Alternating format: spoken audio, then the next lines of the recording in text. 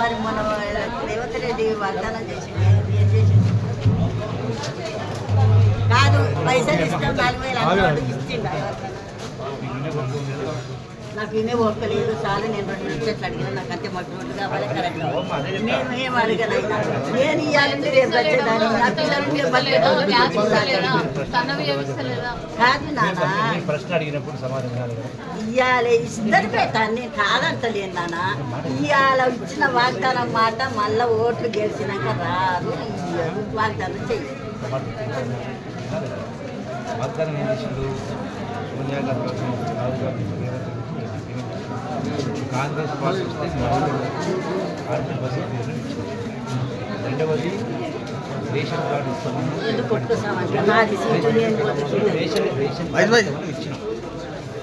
gas cylinder Congress ప్రభుత్వం 500 ఇప్పటి వరకు 500 ఉంటే ఏ పైసా తక్కువ కాదు 500 రూపాయలు సబ్సిడీ ఈ ఖాతాలు జమ చేస్తాం జమ కాకపోయి ఉండి ఉంటే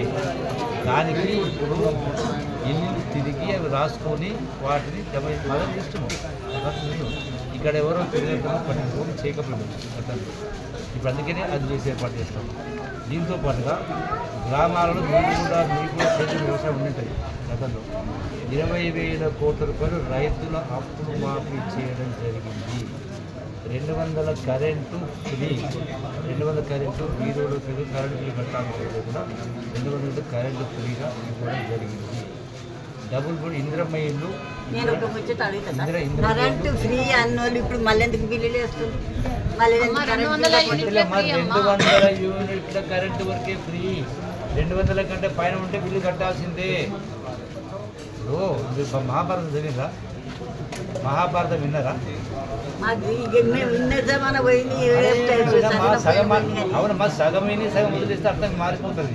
అశ్వత్థామ అదాన్ని గట్టిగా మాట్లాడి సుందరరావు చిన్నగంటే చనిపోయింది ఏనుగు ఏం మాట్లాడుతుంది అశ్వత్థామ చనిపోతే చెప్పారు అట్లా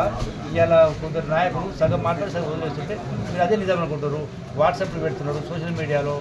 డబ్బులు పెట్టి జీతాలు ఇచ్చి ఉన్నది లేనట్టుగా లేనట్టుగా చూస్తారు మీరు అవి చూసి నిజమే అనుకుంటున్నారు ఏది నిజమో ఏది అబద్ధమో తెలియకనే కదా ఇప్పుడు అడిగేది మరి అంత ఏది అబద్ధమో ఏది చేసేది అంత అబద్ధం